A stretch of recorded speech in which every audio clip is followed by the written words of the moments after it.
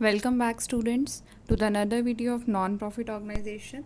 In our today's lecture we are going to learn about one more adjustment in the income and expenditure account, that is calculation of material consumed.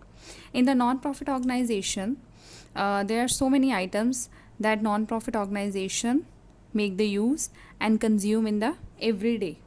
Okay, बहुत सारिया items like stationery है, printing ink है, medicine है ਜਿਹੜੀਆਂ कि non profit organisations की आ अपनी daily use करदियां ने, उन्होंने कंज्यूम करदियां। ठीक है, सो उन्हों की एडजस्टमेंट जी है सानू करनी पैंदी है। सानू income and expenditure account which ये दसना पैंदा है, ਉਹਦੀ रिपोर्ट देनी पैंदी है कि किन्ना ਜਿਹੜਾ ਮਟੀਰੀਅਲ ਹੈਗਾ ਵਾ, ਕਿੰਨਾ ਜਿਹੜਾ ਸਟਾਕ ਹੈਗਾ ਵਾ ਉਹ ਰਿਮੇਨਿੰਗ ਹੈ, ਕਿੰਨਾ ਸਟਾਕ ਜਿਹੜਾ ਵਾ ਅਸੀਂ ਕੰਜ਼ਿਊਮ ਕੀਤਾ ਵਾ ਡਿਊਰਿੰਗ ਦੈਟ ਪੀਰੀਅਡ। क्लियर। सो ਉਹਦਾ ਇੱਕ ਬੇਸਿਕ ਫਾਰਮੂਲਾ ਬੱਚੇ ਇਹ ਹੈ, ਅਸੀਂ ਉਹ ਉਸ ਮਟੀਰੀਅਲ ਦਾ ਜਿਹੜਾ ਵੀ ਮਟੀਰੀਅਲ ਹੋਏਗਾ, ਭਾਵੇਂ ਉਹ ਸਟੇਸ਼ਨਰੀ ਹੋਵੇ ਭਾਵੇਂ ਉਹ ਮੈਡੀਸਿਨ ਹੋਵੇ, ਅਸੀਂ ਉਹਦਾ ਓਪਨਿੰਗ ਸਟਾਕ ਦੇਖਣਾ ਵਾ ਕਿ ਉਸ ਓਪਨਿੰਗ ਸਟਾਕ, ਉਸ ਆਈਟਮ ਦਾ ਓਪਨਿੰਗ ਸਟਾਕ ਕੀ ਹੈ। ਫਿਰ ਅਸੀਂ ਉਹਦੇ ਵਿੱਚ ਐਡ ਕਰ ਦੇਣਾ ਜਿੰਨੀਆਂ ਪਰਚੇਜ਼ਸ ਉਹਦੀਆਂ ਡਿਊਰਿੰਗ ਈਅਰ ਹੋਈਆਂ ਵਾ। ਉਸ ਤੋਂ ਬਾਅਦ ਉਹਦਾ ਜਿਹੜਾ ਵੀ ਸਾਨੂੰ ਕਲੋਜ਼ਿੰਗ ਸਟਾਕ ਦਿੱਤਾ ਹੋਏਗਾ ਉਹਨੂੰ ਅਸੀਂ ਮਾਈਨਸ ਕਰ ਦਾਂਗੇ, ਤੇ ਜਿਹੜਾ ਵੀ ਬੈਲੈਂਸ ਆਏਗਾ ਉਹ ਆਏਗਾ ਜਿਹੜਾ ਕਿ ਮਟੀਰੀਅਲ ਕੰਜ਼ਿਊਮਡ ਹੈ, ਉਹਨੂੰ ਅਸੀਂ ਜਿਹੜਾ ਵਾ ਇਨਕਮ ਐਂਡ ਐਕਸਪੈਂਡੀਚਰ ਅਕਾਊਂਟ ਵਿੱਚ ਜਿਹੜਾ ਵਾ ਉਹ ਸ਼ੋ ਕਰਾਂਗੇ ਡੈਬਿਟ ਸਾਈਡ 'ਤੇ। ਕਲੀਅਰ। ਸੋ ਇਹ ਬੇਸਿਕ ਫਾਰਮੂਲਾ ਹੈ ਜਿਹਨੂੰ ਕਿ ਅਸੀਂ याद रखना है। इसी बेसिक फार्मूले ਨੂੰ ਧਿਆਨ 'ਚ ਰੱਖਦੇ ਹੋਏ ਅਸੀਂ ਆਪਣੇ ਜਿਹੜੇ ਆ ਜਿਹੜੀ ਇਹਦੀ ਕੈਲਕੂਲੇਸ਼ਨ ਹੈ, ਮਟੀਰੀਅਲ ਕੰਜ਼ਿਊਮ ਦੀ ਕੈਲਕੂਲੇਸ਼ਨ ਹੈ, ਉਹਨੂੰ ਕਰਨਾ ਵਾ। ਇਸ ਬੇਸਿਕ ਫਾਰਮੂਲੇ ਨੂੰ ਅਗਰ ਤੁਸੀਂ ਧਿਆਨ 'ਚ ਰੱਖੋਗੇ ਫਿਰ ਜਿਹੜਾ ਵਾ ਤੁਹਾਨੂੰ ਅੱਗੋਂ ਕੋਈ ਵੀ ਐਡਜਸਟਮੈਂਟ ਜਿਹੜੀ ਇਹਦੇ ਵਿੱਚ ਅਗਰ ਆਉਂਦੀ ਹੈ ਤੇ ਉਹ ਤੁਹਾਨੂੰ ਈਜ਼ੀ ਹੋ ਜਾਏਗੀ। ਸੋ ਇਹਦੇ ਵਿੱਚ ਇੱਕ ਪੁਆਇੰਟ ਹੈ ਪਰਚੇਜ਼ਸ। ਕਲੀਅਰ। ਹੋਏਗਾ ਕਿ ਇੱਦਾਂ, ਅਗਰ ਤਾਂ ਸਿੰਪਲ ਤੁਹਾਨੂੰ ਪਰਚੇਜ਼ਸ ਦਿੱਤੀਆਂ ਹੋਈਆਂ, ठीक है, अगर तुहानू परचेजिज का अमाउंट दिता है तो फिर तुहानू कोई प्रॉब्लम नहीं आएगी। सीधा तुसी ओपनिंग स्टॉक उहदे विच परचेजिज ऐड कर दोगे, क्लोजिंग स्टॉक माइनस कर देगी, जिन्ना कर दोगे जिन्ना अमाउंट आएगा वो मटीरियल कंज्यूम का होएगा। बट प्रॉब्लम कदों आती है जदों ये जिहड़ियां परचेजिज आ उहदे विच तुहानू दिता होया है, इहदे विच परचेजिज नहीं दित्तियां, तुहानू दिता होया है कि amount paid during the year. Okay, amount paid during the year, it मीनस उहदे विच कन्फ्यूजन एक क्रिएट हो जाती है कि कितना अमाउंट जिहड़ा कैश पे किया, ठीक है, तो किन्ना असी उधार रखा, मतलब किन्नी जड़ी है वो परचेज क्रेडिट ते हुई है, किन्नी जड़ी परचेज है वो क्रेडिट ते हुई है, तो किन्नी जड़ी है कैश हुई है। उदों प्रॉब्लम अराइज होती है। क्लियर। मतलब अगर तो तुहानू सिंपल परचेजिज दित्तियां वा तो फिर तुसीं सीधा फॉर्मूला लगाना वा तो मटीरियल कंज्यूम का जिहड़ा कट लेना। बट अगर तुहानू किते लिखिया होया वा कि क्रेडिटर्स दित्ते हुए ने, फिर उस टाइम ते की असी ਜਿਹੜੀ ਹੈ ਐਡਜਸਟਮੈਂਟ ਕਰਾਂਗੇ। ਉਹ ਐਡਜਸਟਮੈਂਟ ਜਿਹੜੀ ਅਸੀਂ ਅੱਗੇ ਸਮਝਾਂਗੇ ਕਿੱਦਾਂ, ਜਿਹੜਾ ਤੁਹਾਨੂੰ later on by making the use of practical numericals.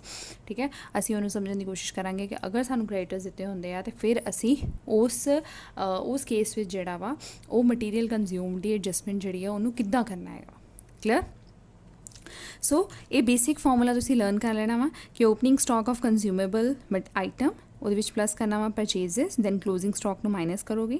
ਠੀਕ ਹੈ, ਇਹ ਜਿਹੜਾ ਕਲੋਜ਼ਿੰਗ ਸਟਾਕ ਦਾ ਅਮਾਊਂਟ ਹੈਗਾ ਇਹਨੂੰ ਬੈਲੈਂਸ ਸ਼ੀਟ ਵਿੱਚ ਤੁਸੀਂ ਸ਼ੋ ਕਰੋਗੇ, ਇਹਦਾ ਕੋਈ ਕੰਮ ਨਹੀਂ ਇਨਕਮ ਐਂਡ ਐਕਸਪੈਂਡੀਚਰ ਵਿੱਚ। ਠੀਕ ਹੈ, ਇਹਨੂੰ ਸਿਰਫ ਅਸੀਂ ਇਸ ਫਾਰਮੂਲੇ ਨੂੰ ਯੂਜ਼ ਕੀਤਾ ਵਾ ਤਾਂ ਕਿ ਅਸੀਂ ਮਟੀਰੀਅਲ ਕੰਜ਼ਿਊਮ ਦਾ ਜਿਹੜਾ ਮਟੀਰੀਅਲ ਜਿੰਨਾ ਕੰਜ਼ਿਊਮਡ ਹੋਇਆ ਵਾ ਉਹਦੀ ਅਮਾਊਂਟ ਨੂੰ ਕੱਢ ਸਕੀਏ। ਇਹ ਜਿਹੜਾ ਮਟੀਰੀਅਲ ਕੰਜ਼ਿਊਮ ਦਾ ਅਮਾਊਂਟ ਹੈਗਾ ਉਹਨੂੰ ਅਸੀਂ income and expenditure the debit side 'ਤੇ ਸ਼ੋ ਕਰਾਂਗੇ। Clear? So let's take one example related to this. Example है amount paid for the stationery, मतलब stationery असी material है साडा। ठीक है, amount paid for stationery during the year ended 31st March 2018, 54,000 ਜਿਹੜੇ ਉਹਨਾਂ ਨੇ stationery purchase ਕੀਤੀ ਹੈ ਉਹਦੇ ਵਾਸਤੇ ਉਹਨਾਂ ਨੇ use ਕੀਤੀ। ਇਹਦਾ मतलब ਇਹ during purchases during the year है। क्लियर। क्लियर कट नहीं लिखा, बट क्योंकि इन्होंने अमाउंट पेड लिखा है during the year, it means असी मनांगे कोई क्रेडिट दे रिलेटेड कोई इन्फॉर्मेशन नहीं, असी मनांगे कि परचेजेस है। क्लियर। नैक्सट है stock of stationery in hand, it means उन्होंने किया क्लोजिंग स्टॉक दिता है। सानू सिर्फ दो चीज़ां दित्तियां, एक सानू दिता है purchases amount paid during the year. Specifically मैं बार बार कह रही हाँ, स्पैसीफिकली उन्होंने नहीं किया होया कि सानू ये परचेजेस है, बट उन्होंने लिखा होया amount paid for stationery during the year, it means असी इनू किया परचेजेस ही मनांगे। क्यों असी मनांगे? बिकॉज साडे को क्रेडिट नाल रिलेटेड जिहड़ी है कोई भी इन्फॉर्मेशन उन्होंने सानू प्रोवाइड नहीं की। क्लियर। सो इनू असी किद्दां इहदे विच मटीरियल कंज्यूम का जिहड़ा अमाउंट है वो किद्दां कटांगे? असी उही फॉर्मूला यूज़ करांगे। ओपनिंग स्टॉक सानू कोई नहीं दिता होया। ठीक है, ओपनिंग स्टॉक कुछ नहीं दिता होया। ठीक है, ऐड असी करते हैं परचेजेस, ਅਸੀਂ ਇੱਥੇ ਲਿਖਾਂਗੇ परचेजिज कितना अमाउंट हैगा 54,000। ਉਹਦੇ ਵਿੱਚੋਂ ਅਸੀਂ ਲੈਸ ਕਰ ਦਿੰਦੇ ਹਾਂ क्लोजिंग स्टॉक। ਅਸੀਂ क्लोजिंग स्टॉक माइनस कर ਦਾਂਗੇ 2500। ਅਸੀਂ ਬੱਚੇ ਕਦੇ ਵੀ ਇੱਦਾਂ ਮਾਈਨਸ ਸਾਈਨ ਨਹੀਂ ਪਾਉਂਦੇ ਜਦੋਂ ਅਸੀਂ ਲੈਸ ਕਰਨਾ ਹੋਵੇ। ਅਸੀਂ ਇਹਦੇ ਵਿੱਚ ਕੀ ਹੈ ਬ੍ਰੈਕਟਸ ਵਿੱਚ ਉਸ ਨੰਬਰ ਨੂੰ ਰੱਖ ਲੈਂਦੇ ਹਾਂ, ਠੀਕ ਹੈ, ਉਸ ਅਮਾਊਂਟ ਨੂੰ ਅਸੀਂ ਬ੍ਰੈਕਟ 'ਚ ਰੱਖ ਲੈਂਦੇ ਹਾਂ। ਸੋ ਇਹ ਸਾਡੇ ਕੋਲ ਜਿਹੜਾ ਵੀ ਬੈਲੈਂਸ ਆਏਗਾ ਇਹਨੂੰ ਕਰਕੇ ਸਾਡੇ ਕੋਲ ਆਏਗਾ 55। ਓਕੇ, ਸੋ ਇਹ ਆ ਗਿਆ ਸਾਡੇ ਕੋਲ ਮਟੀਰੀਅਲ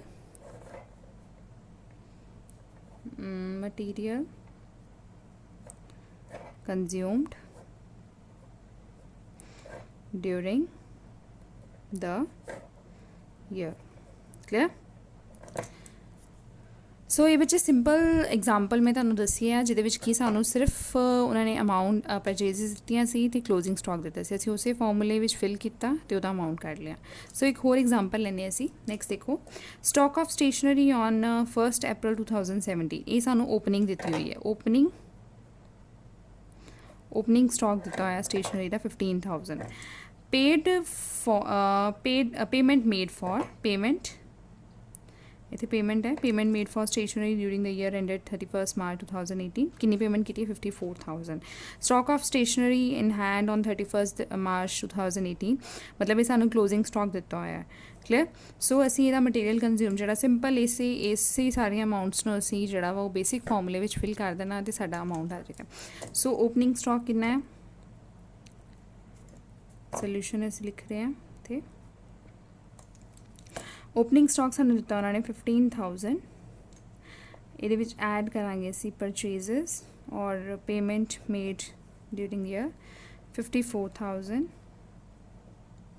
ਓਕੇ, ਕਿੰਨਾ ਅਮਾਊਂਟ ਆ ਗਿਆ 00096 ਮਾਈਨਸ ਵਿੱਚੋਂ ਕਰ ਦਾਂਗੇ ਅਸੀਂ closing stock. Okay, closing stock ਦਾ ਅਮਾਊਂਟ ਹੈਗਾ 2500।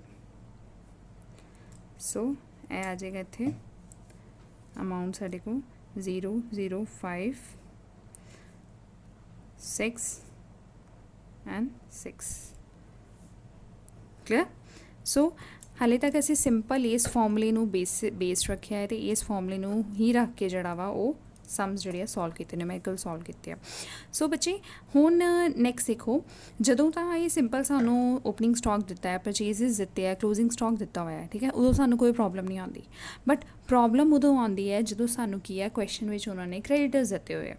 ਠੀਕ ਹੈ, ਕਿਹਾ ਗਿਆ ਵਾ ਕਿ ਕ੍ਰੈਡੀਟਰਸ ਮਤਲਬ ਕੁਛ ਕ੍ਰੈਡੀਟਰਸ ਓਪਨਿੰਗ 'ਚ ਆ, ਕੁਛ ਸਾਨੂੰ ਐਂਡਿੰਗ ਵਾਲੇ ਕ੍ਰੈਡੀਟਰਸ ਦਿੱਤੇ ਆ, ਉਹਨਾਂ ਦੀ ਐਡਜਸਟਮੈਂਟ ਅਸੀਂ ਕਿੱਦਾਂ ਕਰਨੀ ਆ ਉਹਨਾਂ ਨੂੰ ਸਮਝਣ ਵਾਸਤੇ ਅਸੀਂ ਕਿ ਇੱਕ ਪ੍ਰੈਕਟੀਕਲ ਕੁਐਸਚਨ ਜਿਹੜਾ ਦੇਖਦੇ ਹਾਂ। ਦੇਖੋ ਇਹ ਕੁਐਸਚਨ 'ਚ ਦੇਖੋ ਕੀ ਦਿੱਤਾ ਉਹਨਾਂ ਨੇ, from the following information determine the amount debited to stationery account in the income and expenditure account for the year ended 31st March 2018। stock of stationery on 1st April ਤੁਹਾਨੂੰ ਦਿੱਤਾ ਹੋਇਆ, ਮਤਲਬ ਸਟਾਰਟਿੰਗ ਦਾ ਜਿਹੜਾ ਓਪਨਿੰਗ ਸਟਾਕ ਹੈ ਉਹ ਸਾਨੂੰ ਦਿੱਤਾ ਹੈ, ਇਹ ਓਪਨਿੰਗ ਹੈ, ਇੱਥੇ ਅਸੀਂ ਲਿਖ ਲਾਂਗੇ ਇਹ ਓਪਨਿੰਗ ਹੈ। ਠੀਕ ਹੈ, creditors for stationery on 31st ਕ੍ਰੈਡੀਟਰਸ ਸਾਨੂੰ ਓਪਨਿੰਗ ਦਿੱਤੇ ਹੋਏ ਆ, ਓਪਨਿੰਗ ਕ੍ਰੈਡੀਟਰਸ ਦਿੱਤੇ ਆ, ਓਪਨਿੰਗ ਦੇ ਕ੍ਰੈਡੀਟਰਸ ਦਿੱਤੇ ਨੇ। ਅਮਾਊਂਟ ਪੇਡ ਸਾਨੂੰ ਡਿਊਰਿੰਗ ਦ ਈਅਰ ਦਿੱਤਾ ਹੋਇਆ। Stock of stationery on 31st March, ਇਹਦਾ ਮਤਲਬ ਇਹ ਕਲੋਜ਼ਿੰਗ ਸਟਾਕ ਨੂੰ ਦਿੱਤਾ ਹੈ, ਕਲੋਜ਼ਿੰਗ ਸਟਾਕ। ਠੀਕ ਹੈ, ਕ੍ਰੈਡੀਟਰਸ ਕਲੋਜ਼ਿੰਗ ਦੇ ਸਾਨੂੰ ਕ੍ਰੈਡੀਟਰਸ ਦਿੱਤੇ ਹੋਏ ਆ। ਸੋ ਅਸੀਂ ਇਹਨਾਂ ਦੀ ਐਡਜਸਟਮੈਂਟ ਕਿੱਦਾਂ ਕਰਨੀ ਹੈ? ਠੀਕ ਹੈ, ਬੇਸਿਕ ਫਾਰਮੂਲਾ ਸਾਡਾ ਉਹੀ ਰਹੇਗਾ, ਅਸੀਂ ਉਸੇ ਬੇਸਿਕ ਫਾਰਮੂਲਾ ਨੂੰ ਅਪਲਾਈ ਕਰਾਂਗੇ ਅਤੇ ਇਹਨਾਂ ਨੂੰ ਕੀ ਆ ਇਹਦਾ ਸੋਲਿਊਸ਼ਨ ਕੱਢਣ ਦੀ ਕੋਸ਼ਿਸ਼ ਕਰਾਂਗੇ। ਦੇਖੋ ਸਭ ਤੋਂ ਪਹਿਲਾਂ ਓਪਨਿੰਗ ਸਟਾਕ of stationery ਲਿਖਾਂਗੇ ਅਸੀਂ, ਓਪਨਿੰਗ ਸਟਾਕ ਆਫ ਸਟੇਸ਼ਨਰੀ।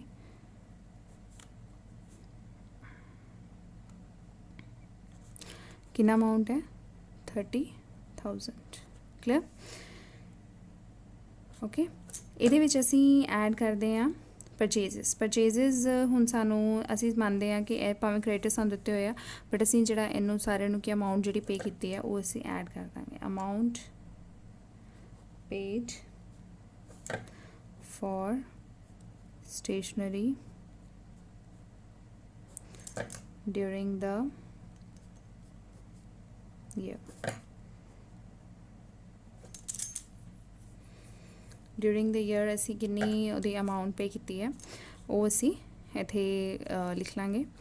ਕਿੰਨੀ ਅਮਾਊਂਟ ਪੇ ਕੀਤੀ ਹੈ 1,08,000 ਇਹ ਸੀ ਅਮਾਊਂਟ ਜਿਹੜੀ ਆ ਪੇ ਕੀਤੀ ਹੈ। ਨੈਕਸਟ ਦੇਖੋ ਬੱਚੇ ਜਿਹੜੀ ਸਮਝਣ ਵਾਲੀ ਗੱਲ ਹੈ ਉਹ ਇੱਥੇ ਹੈਗਾ ਪੁਆਇੰਟ ਕ੍ਰੈਡੀਟਰਸ ਦਾ। ਠੀਕ ਹੈ, ਸਾਨੂੰ ਕ੍ਰੈਡੀਟਰਸ ਇੱਕ ਓਪਨਿੰਗ ਦਿੱਤੇ ਆ, ਇੱਕ ਕਲੋਜ਼ਿੰਗ ਦਿੱਤੇ ਆ। ਓਪਨਿੰਗ ਕ੍ਰੈਡੀਟਰਸ ਦੇਖੋ, creditors for the stationery on 1 April 2017। ਸਾਨੂੰ ਪਤਾ ਹੈ ਕਿ ਇਨਕਮ ਐਂਡ ਐਕਸਪੈਂਡੀਚਰ ਅਕਾਊਂਟ ਵਿੱਚ ਅਸੀਂ ਸਿਰਫ ਉਹਨਾਂ ਆਈਟਮਸ ਦੇ ਨਾਲ ਉਹਨਾਂ ਆਈਟਮਸ ਨੂੰ ਐਡ ਕਰਦੇ ਹਾਂ ਜਿਹੜੀਆਂ ਕੀ ਆ ਕਰੰਟ ਈਅਰ ਦੇ ਨਾਲ ਬਿਲੋਂਗ ਕਰਦੀਆਂ, ਜਿਹੜੀਆਂ ਪਾਸਟ ਜਾਂ ਫਿਊਚਰ ਦੇ ਨਾਲ ਰਿਲੇਟਡ ਕਰਦੀਆਂ ਉਹਨਾਂ ਨੂੰ ਅਸੀਂ ਮਾਈਨਸ ਕਰ ਦਿੰਦੇ ਹਾਂ। ਸੋ ਇਹ ਅਗਰ ਕ੍ਰੈਡੀਟਰਸ ਦੀ ਗੱਲ ਕਰੀਏ ਤਾਂ ਉਹਨਾਂ ਨੇ creditors for the stationery on 1 April opening ਚਾਹੀਦਾ, ਮਤਲਬ ਇਹ 2017 ਦੇ ਨਾਲ ਬਿਲੋਂਗ ਕਰਦੇ ਆ। ਅਸੀਂ ਜਿਹੜੀ ਸਟੇਸ਼ਨਰੀ ਦੀ ਅਮਾਊਂਟ ਜਿਹੜੀ ਇਨਕਮ ਐਂਡ ਐਕਸਪੈਂਡੀਚਰ ਅਕਾਊਂਟ ਬਣਾ ਰਹੇ ਹਾਂ ਉਹ ਕਿਸ ਸਾਲ ਵਾਸਤੇ ਬਣਾ ਰਹੇ ਹਾਂ 2018 ਵਾਸਤੇ। ਠੀਕ ਹੈ, ਮਤਲਬ ਇਹ ਆਪਣਾ 31 ਮਾਰਚ 2018 ਵਾਸਤੇ ਬਣਾ ਰਹੇ ਹਾਂ। ਇਹ ਜਿਹੜਾ ਓਪਨਿੰਗ ਸਟਾਕ ਹੈਗਾ ਵਾ ਜਿਹੜਾ ਕ੍ਰੈਡੀਟਰਸ ਹੈ ਪਿਛਲੇ ਸਾਲ ਦੇ ਕ੍ਰੈਡੀਟਰਸ ਆ, ਇਹ ਮਤਲਬ ਅਸੀਂ ਜਾਂ ਤਾਂ ਪੇ ਆਫ ਕਰ ਦਿੱਤੇ ਜਾਂ ਆਲਰੇਡੀ ਇਨਵੋਲਵ ਹੈਗੇ ਇੱਥੇ। ਠੀਕ ਹੈ, ਸੋ ਅਸੀਂ ਇਹਨਾਂ ਨੂੰ ਕੀ ਕਰਾਂਗੇ, ਇਹ ਜਿਹੜੇ ਸਾਨੂੰ ਕ੍ਰੈਡੀਟਰਸ ਦਿੱਤੇ ਹੋਏ ਆ ਉਹਨਾਂ ਨੂੰ ਅਸੀਂ ਕੀ ਆ ਉਹਨਾਂ ਨੂੰ ਇੱਥੇ ਅਸੀਂ ਐਡ ਨਹੀਂ ਕਰਾਂਗੇ, ਇਹਨਾਂ ਨੂੰ ਅਸੀਂ ਕੀ ਆ ਇੱਥੇ ਮਾਈਨਸ ਕਰਾਂਗੇ। ਇੱਥੇ ਲੈਸ ਜਿੱਦਾਂ ਇੱਥੇ ਐਡ, ਜਿੱਦਾਂ ਅਸੀਂ ਪਹਿਲੋਂ ਉਹਦੇ ਵਿੱਚ ਐਕਸਪੈਂਸਿਸ ਦੀ ਇਨਕਮਸ ਦੀ ਕੈਲਕੂਲੇਸ਼ਨ ਸਿੱਖੀ ਹੈ ਉਸੇ ਤਰ੍ਹਾਂ ਹੀ ਇਹਦੇ ਵਿੱਚ ਵੀ ਅਸੀਂ ਇੱਦਾਂ ਕਰਾਂਗੇ। ਜਿਹੜੀਆਂ ਸਾਡੀ ਕਰੰਟ ਈਅਰ ਦੇ ਨਾਲ ਬਿਲੋਂਗ ਆ ਅਸੀਂ ਉਹਨਾਂ ਨੂੰ ਐਡ ਕਰਾਂਗੇ। ਸੋ ਕ੍ਰੈਡੀਟਰਸ ਇੱਥੇ ਲਿਖੋ, ਕ੍ਰੈਡੀਟਰਸ ਫॉर ਸਟੇਸ਼ਨਰੀ ਔਨ 1 April 2017। ਸੋ ਪਿਛਲੇ ਈਅਰ ਦੇ ਇਹਨਾਂ ਨੂੰ ਅਸੀਂ ਮਾਈਨਸ ਕਰ ਦਾਂਗੇ 20,000। ਕਲੀਅਰ, ਇਹ 20,000 ਜਿਹੜੇ ਆ ਸਾਡੇ ਮਾਈਨਸ ਹੋ ਜਾਣਗੇ। ਨੈਕਸਟ ਹੈ stock of stationery on 31 March 2018। ਇਹਦਾ ਕਲੋਜ਼ਿੰਗ ਹੈ, ਇਹ ਤਾਂ ਪਹਿਲਾਂ ਹੀ ਅਸੀਂ ਮਾਈਨਸ ਕਰਦੇ ਹਾਂ, ਫਾਰਮੂਲੇ ਦੇ ਅਕੋਰਡਿੰਗ ਵੀ ਅਸੀਂ ਮਾਈਨਸ ਹੀ ਕਰਾਂਗੇ। Closing stock of stationery on 31 March 2018। ਸੋ ਇੱਥੇ ਅਮਾਊਂਟ ਸਾਡਾ ਕਿੰਨਾ ਆ ਜਾਏਗਾ, ਅਮਾਊਂਟ ਆ ਜਾਏਗਾ ਸਾਡਾ ਇੱਥੇ 5,000। ਕਲੀਅਰ, ਨੈਕਸਟ ਹੈ creditors for the stationery on 31 March 2018। ਇਹਦਾ ਮਤਲਬ 31 ਮਾਰਚ ਨੂੰ 2018 ਨੂੰ ਸਾਡੇ ਕ੍ਰੈਡੀਟਰਸ ਜਿਹੜੇ ਸੀ ਉਹ ਹੈਗੇ ਸੀ 13,000 ਦੇ। ਇਟ ਮੀਨਸ ਉਹ ਇਸੇ ਸਾਲ ਦੇ ਹੋਣਗੇ ਕਿਉਂਕਿ ਐਂਡਿੰਗ 'ਤੇ ਹੈ, ਈਅਰ ਦੇ ਐਂਡਿੰਗ 'ਤੇ, ਦਾ ਮਤਲਬ ਇਸ ਸਾਲ ਦੇ ਕਰੰਟ ਈਅਰ ਦੇ ਜਿਸ ਸਾਲ ਦੀ ਅਸੀਂ ਗੱਲ ਕਰ ਰਹੇ ਹਾਂ, ਜਿਸ ਸਾਲ ਦਾ ਅਸੀਂ ਇਨਕਮ ਐਂਡ ਐਕਸਪੈਂਡੀਚਰ ਬਣਾ ਰਹੇ ਹਾਂ ਉਸੇ ਸਾਲ ਦੇ ਹੋਣਗੇ। ਸੋ ਅਸੀਂ ਇਹਨਾਂ ਨੂੰ ਐਡ ਕਰਾਂਗੇ। ਸੋ ਕ੍ਰੈਡੀਟਰਸ ਔਨ 31 March 2018 ਇਹਨਾਂ ਨੂੰ ਅਸੀਂ ਐਡ ਕਰ ਦਾਂਗੇ। ਕਲੀਅਰ, ਸੋ ਇਹ ਅਮਾਊਂਟ ਸਾਡੇ ਕੋਲ ਕਿੰਨਾ ਆ ਜਾਏਗਾ ਇੱਥੇ ਐਡ ਕਰਕੇ 1,51,551,1,51,000। ਠੀਕ ਹੈ, ਇਹਨਾਂ ਵਿੱਚੋਂ ਅਸੀਂ ਇਹਨੂੰ ਮਾਈਨਸ ਕਰ ਦਾਂਗੇ 25,000 ਮਾਈਨਸ ਕਰ ਦਾਂਗੇ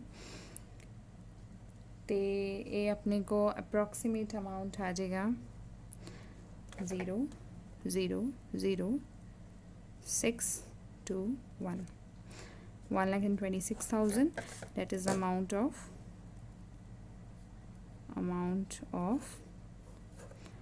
material consumed। clear, ਇੱਕ ਵਾਰੀ ਮੈਂ ਫਿਰ ਬੱਚੇ ਰਿਪੀਟ ਕਰ ਦਿੰਦੀ ਹਾਂ।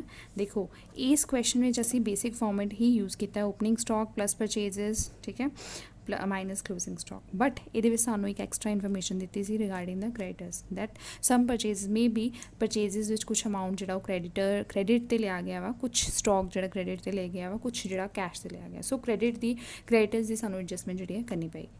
ਸੋ ਜਿਹੜੇ ਦਾ ਕ੍ਰੈਡਿਟਰਸ ਜਿਹੜੇ ਪਿਛਲੇ ਸਾਲ ਦੇ ਆ ਜਾਂ ਅਗਲੇ ਸਾਲ ਦੇ ਆ ਉਹਨਾਂ ਨੂੰ ਅਸੀਂ ਬਿਲਕੁਲ ਵੀ ਜਿਹੜਾ ਵਾ ਉਹ ਇਨਵੋਲਵ ਨਹੀਂ ਕਰਾਂਗੇ, ਉਹਨਾਂ ਨੂੰ ਮਾਈਨਸ ਕਰ ਦਾਂਗੇ ਪਿਛਲੇ ਸਾਲ ਦੇ। ਜਿੱਦਾਂ ਕਿ ਸਾਡੇ ਸਮ ਵਿੱਚ ਕੀ ਸੀ ਇਸ ਕੁਐਸਚਨ ਵਿੱਚ, ਕ੍ਰੈਡਿਟਰਸ for stationery on 1 April 2017। 1 April 2017 ਨੂੰ ਉਹਨਾਂ ਨੇ ਕ੍ਰੈਡਿਟਰਸ ਦੀ ਗੱਲ ਕਰ ਰਹੇ ਸੀ, ਠੀਕ ਹੈ। ਸੋ ਉਹਨਾਂ ਨੂੰ ਅਸੀਂ ਕੀ ਆ ਮਾਈਨਸ ਕਰ ਦਿੱਤਾ, ਅਤੇ ਜਿਹੜੇ ਕ੍ਰੈਡਿਟਰਸ ਇਸ ਸਾਲ ਦੇ ਸੀ ਉਹਨਾਂ ਨੂੰ ਅਸੀਂ ਐਡ ਕਰ ਦਿੱਤਾ। क्लियर। बाकी अमाउंट पेड जो उदा ही रहेगा। इहदा की है साडा अमाउंट ऑफ मटीरियल कंज्यूम निकल आएगा। क्लियर। हुण देखो बच्चे, हुण अगर इसे ये तो हैगा सी सिंपल असी फॉर्मूला लगा के जिहड़ा वा वो कैलकुलेट किया। अगर असी इनू दूजे तरीके नाल करना होवे, मतलब असी की चाहुंदे आ कि असी स्टेशनरी का वखरा अकाउंट बनाइए, क्रेडिटर्स का वखरा अकाउंट बनाइए, ठीक है। तो फिर इन्हूं असी की है कैलकुलेट करिए, उन्होंने फिर कैलकुलेट करने की कोशिश करिए। सो असी मेन इत्थे जिहड़ा वा वो नोट डाउन कर लैंदे आ। देखो यही सेम क्वेश्चन जिहड़ा वा असी करने की कोशिश करते हैं। देखो सपोज इत्थे असी बना लेंगे स्टेशनरी अकाउंट, तो इत्थे साडा बन जाता है क्रेडिटर्स अकाउंट, ठीक है। असी इत्थे नोट डाउन कर लें। साडे को ओपनिंग स्टॉक हैगा सी, ओपनिंग स्टॉक साडा सी 30,000 का, ठीक है। क्लोजिंग सानू दिता होया सी उन्होंने 5,000। क्रेडिटर्स ओपनिंग, क्रेडिटर्स ओपनिंग किन्ने दिते सी सानू 20,000। क्लोजिंग क्रेडिटर्स द अमाउंट सी 13,000 and amount paid 1,08,000। सो अगर इससे ही उसे सेम सम नो असी जड़ा वा डिफरेंट अकाउंट्स बना के जड़ा वा, ठीक है। अगर असी उन्होंने कैलकुलेट करना वा, किस तरह से कैलकुलेट करना वो भी असी देखांगे। सब तो पहले सानू ओपनिंग दिता स्टेशनरी का, तो क्लोजिंग भी दिता। सानू पता है स्टेशनरी की एक एसेट है, ठीक है, करंट एसेट है। सो इन्हों का बैलेंस की होएगा, डेबिट बैलेंस होएगा। सो असी इत्थे लिखांगे टू बैलेंस ब्रॉट डाउन कितना अमाउंट है 30,000, ठीक है। क्लोजिंग स्टॉक भी दिता होया सानू बाय, असी इत्थे लिखांगे बाय बैलेंस कैरिड ऑन कितना अमाउंट आएगा 5,000। क्लियर। सिमिलरली सानू क्रेडिटर्स का ओपनिंग तो वह क्लोजिंग दिता है। क्रेडिटर्स क्योंकि साडी लाइबिलिटी है, वह की है वो लाइबिलिटी साइड का, मतलब वह जो बैलेंस होएगा ओपनिंग बैलेंस होएगा वो क्रेडिट होएगा। सो असी इत्थे लिखांगे बाय बैलेंस ब्रॉट डाउन कितना अमाउंट 20,000।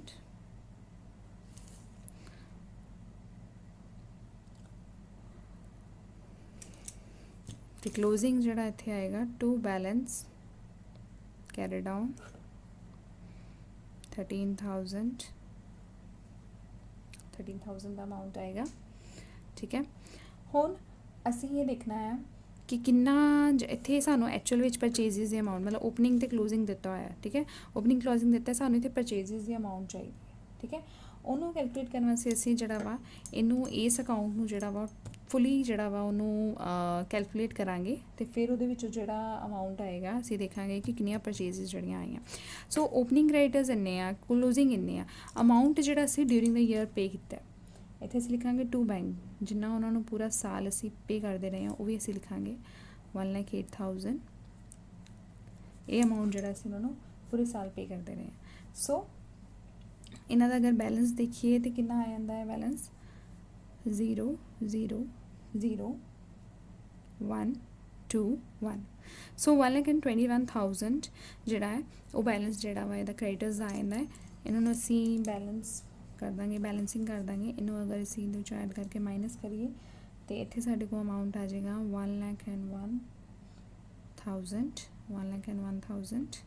सो ये इत्थे की आएगा बाय, असी इत्थे लिखांगे बाय परचेजेस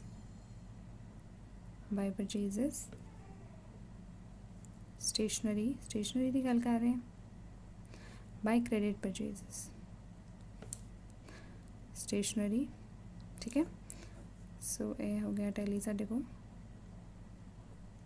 ये अपनी परचेजेस अमाउंट जड़ा आ गया। सो असी इसे परचेजेस के अमाउंट नू जड़ा इत्थे लिखांगे टू परचेजेस कितना अमाउंट आया 1,01,000। इन्हों टैली करो 1,31,000, ठीक है। ਇਹਨਾਂ ਦੀ ਬੈਲੈਂਸਿੰਗ ਕਰੋ 1,31,000 ਵਿੱਚੋਂ 5,000 ਅਗਰ ਅਸੀਂ ਮਾਈਨਸ ਕਰਦੇ ਹਾਂ ਤੇ ਇੱਥੇ ਸਾਡੇ ਕੋਲ ਆ ਜਾਏਗਾ ਅਮਾਊਂਟ ਮਟੀਰੀਅਲ ਕੰਜ਼ਿਊਮਡ 1,26,000।